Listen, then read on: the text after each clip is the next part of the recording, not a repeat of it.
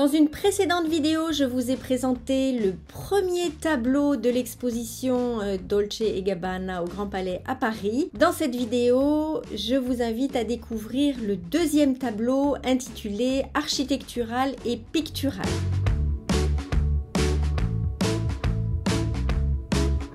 Bonjour à toutes et à tous, je suis Marie-Hélène Héral, artiste brodeuse, créatrice de la marque Studio Héral et de son école de broderie d'art du même nom. Comme d'habitude, si ce n'est pas encore fait, pensez à vous abonner, c'est là juste en dessous, et cliquez sur la petite cloche pour activer les notifications des vidéos à venir. Encore une fois, si vous avez l'intention d'aller visiter cette exposition, ne regardez pas cette vidéo parce que vous allez gâcher un peu la découverte. Sinon, suivez-moi dans la deuxième salle.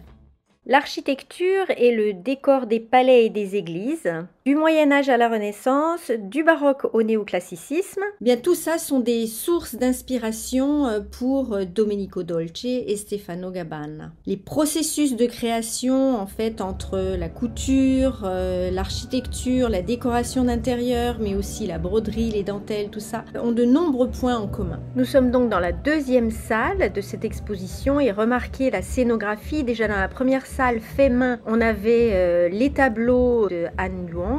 À présent, vous avez les tableaux des grands maîtres italiens. On découvre une très belle robe de la collection Milano Rinascimento de Alta Moda. Cette robe illustre Judith, peinte par Giorgione aux alentours de 1504.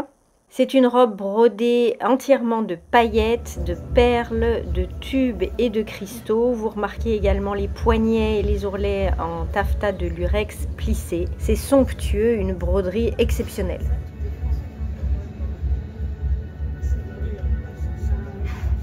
Un manteau tout aussi superbe représentant la Vierge à l'enfant. Vous remarquez les broderies de perles, de cristaux.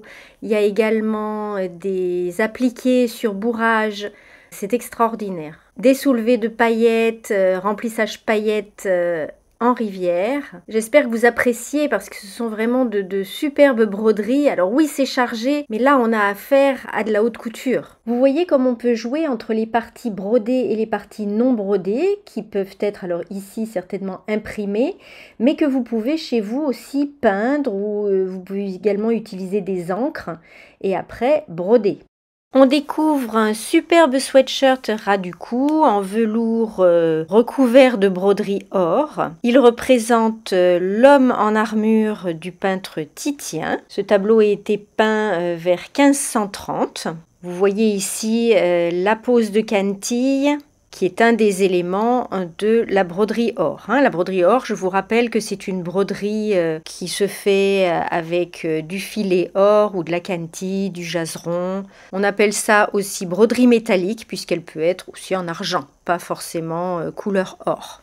On reste dans la broderie or avec cette veste représentant un tableau avec Adam et Ève et un superbe pantalon, toujours brodé de perles, de cantille, de jaseron. Donc le jaseron est autour des formes et la cantille est plutôt à l'intérieur, elle fait les remplissages. Une autre veste avec les manches, le dos et le col en velours. La broderie évoque le portrait d'un gentilhomme qui a été peint par Giovanni Battista Moroni en 1554. Alors vous remarquez la broderie en passé remordu en fil de coton et de soie. Il y a aussi la broderie en laine et des appliqués de crêpe de soie froncée. C'est un travail faramineux.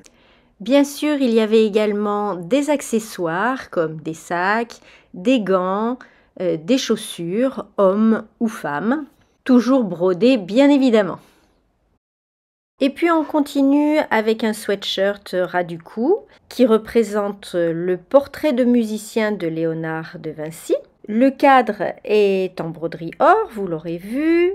Le musicien est brodé de fil de soie et de coton. Et puis tout autour du cadre, vous remarquez également le remplissage de paillettes en rivière. Alors ce remplissage est brodé également à la main. Si vous n'êtes pas initié, il est brodé au crochet de Lunéville. Je vous renvoie à d'autres vidéos que j'ai faites au sujet du crochet de Lunéville qui permet de poser paillettes, perles et autres matières plus rapidement et plus régulièrement.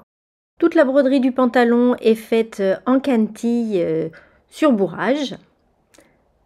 On va s'attarder un peu sur les détails de cette broderie qui montre des paillettes en rivière, des ganses, des perles sur ganses également, de la soutache et de la chenille. C'est un très très beau travail.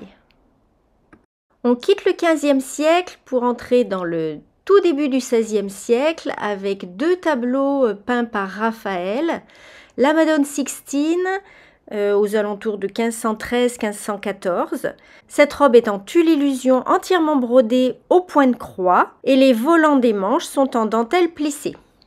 Je vous laisse imaginer le nombre d'heures nécessaires à broder ce point de croix sur du tulle illusion, c'est à peine croyable. Le deuxième tableau de Raphaël est la Madone à la prairie.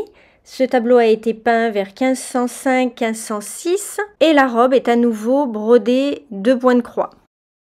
Si vous ne connaissez pas la broderie, c'est un peu comme le canevas, donc au lieu de faire un seul point en diagonale, on va en faire un deuxième pour former une croix, c'est pour ça que c'est aussi long.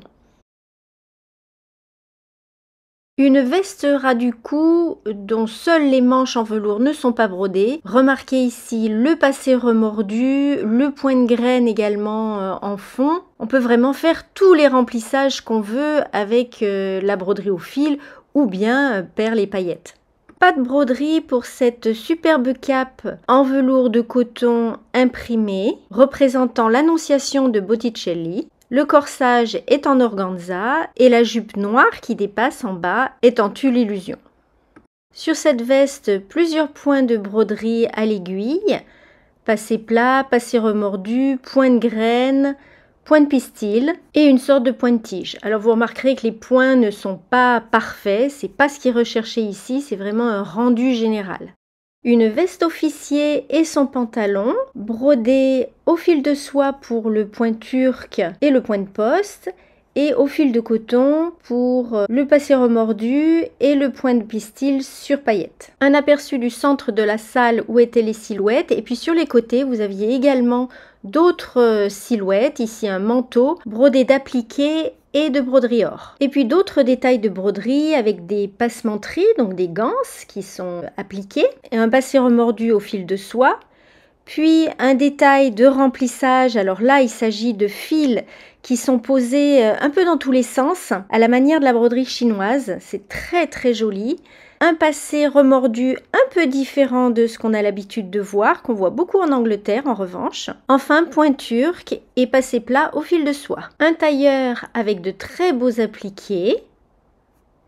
Et puis une robe. Alors là, on va s'attarder un petit peu sur la broderie avec du raffia posé au point de Boulogne et des appliqués. Et pour finir, une paire de boucles d'oreilles. Voilà, alors si vous aimez les expérimentations textiles, là, il y en avait moins bien entendu puisqu'il s'agit d'une inspiration essentiellement de la Renaissance. C'était aussi pour vous montrer comment on peut s'inspirer de tableaux d'autres artistes qui ont vécu et créé avant nous. Si vous ne connaissez pas la broderie d'art, eh bien écoutez, je vous invite à télécharger mon coffret qui est là juste en dessous dans la description. Vous y découvrirez les outils et les matières qu'on utilise en général pour cette broderie. Dites-moi en commentaire sous cette vidéo ce qui vous a plu ou peut-être moins plu. Vous avez vu énormément de remplissage, alors au point de croix, avec des points traditionnels, mais également pas mal de remplissage au crochet de Lunéville, notamment avec les paillettes en rivière. Je vous donne rendez-vous dans la prochaine vidéo pour le 3e et le 4e tableau. À bientôt!